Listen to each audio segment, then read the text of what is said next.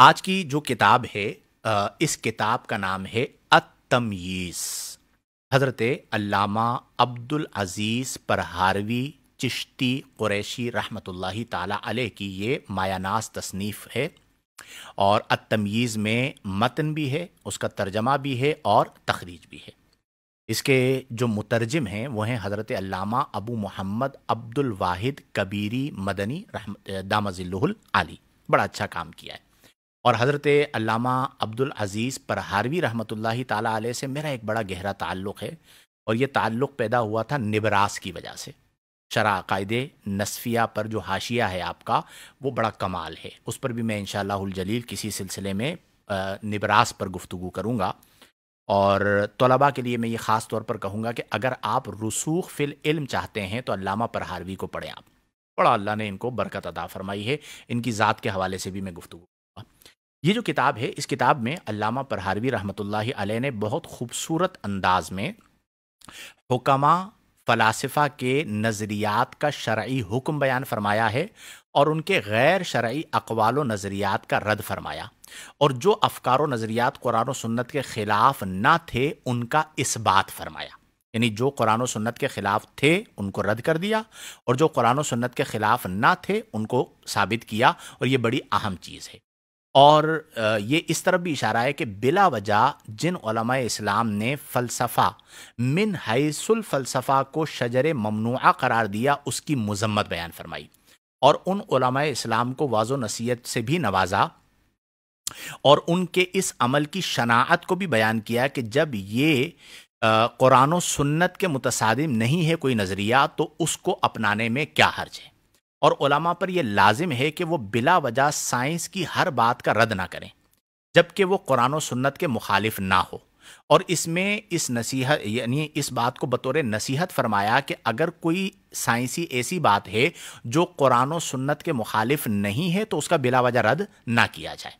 اور ایک مقام پر آپ نے مزید وضاحت کرتے ہوئے فرمایا کہ مفسرین شارحین حدیث پر واجب ہے کہ وہ کلام شارع کی تفسیر احسن وجوہ پر کریں، جس کے معانی فصیح ہوں، اور شریعت کی کتب میں ایسی بات نہ کہیں جس کی تحقیق ایسی بات نہ کہیں یا نہ لکھیں جس کی تحقیق نہ کر لیں، تعصب کو چھوڑ دیں اور انصاف کو لازم طور پر پکڑ لیں۔ یہ بڑی اہم بات ہے۔ جیسے آج ہمارا زمانہ ہے، اس میں بعض لوگ ایسی باتیں کر دیتے ہیں جس کی وجہ سے پڑھا لکھا طبقہ بدظن ہو جاتا ہے۔ وہ کہتا ہے یہ پرانے لوگ ہیں، قدیم لوگ ہیں، ان کو کیا پتا کیا ہو رہا ہے۔ تو اگر سائنس کی ایسی بات ہے جو قرآن و حدیث سے متصادم نہیں ہے تو اس کا رد نہ کیا جائے، اور کوئی ایسی بات ہے کہ جو قرآن و حدیث سے متصادم ہے تو پھر اس کا رد کر دیا جائے۔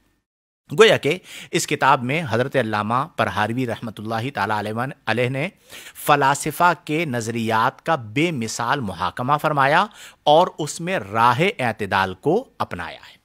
اب یہ جو کتاب ہے التمییز، اس کا ٹائٹل دیا ہے آپ نے حمزہ؟ یہ جو آپ کو ٹائٹل کتاب کا نظر آ رہا ہے، فرید بک اسٹال نے اس کتاب کو چھاپا ہے۔ اس میں ایک مقدمہ، 5 ابواب اور ایک خاتمہ ہے۔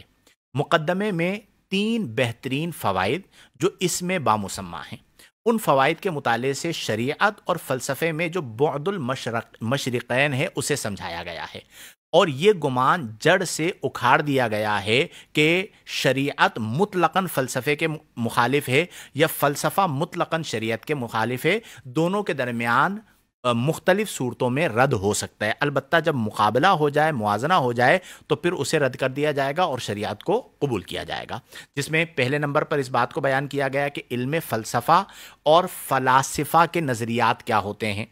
پھر اسی طرح نبی کریم صلی اللہ علیہ وسلم سب سے اعلم ہے، اس بات کو بیان کیا گیا۔ اسی طرح تعلیم فلسفہ کے احکام کیا ہیں اسے بیان کیا گیا۔ پھر اسی طرح باب الہیات، اسماء الہیہ، ارادہ الہیہ، ملائکہ، جنات، ارواح، نبوت، مبدا، معاد، جنت، دوزخ وغیرہ سے متعلق بہت ساری ابحاث آپ کو مل جائیں گی۔ پھر اسی طرح طبعیات، جزء لا یتجزا، حیولہ، یہ فلسفے کی بڑی خاص بحثیں جو پہلے زمانے میں تو باقاعدہ درسن پڑھائی جاتی تھی، عناصر، آگ، زمین، زلزلہ، پہاڑ وغیرہ، اس کی تمام ابحاث کو بیان کیا گیا۔ پھر اسی طرح فلکیات، مثلا آسمان ہے، ان کی تعداد کیا ہے، آسمان کی حرکت ہے، آسمان کا پھٹنا ہے، آسمان کے مابین فاصلہ کتنا ہے، عرش و کرسی، چاند کے اندر دھبے، کہکشاں، زہرہ، ستارہ، چاند کی روشنی، چاند اور سورج کا جو گرہن لگ جاتا ہے اس کی حقیقت، طلوع شمس سے متعلق بہت ساری چیزوں کو بیان کیا گیا۔ پھر اسی طرح علم نجوم، ستاروں کی تاثیر، سورج اور چاند کا ہجوم، چاند کی گولائی، افلاک کی حرکت، ہوا، بادل، بارش، اسی طرح برق، قوس قزح، اولے، سردی، گرمی، ان تمام کے متعلق آپ نے تحقیق فرمائی۔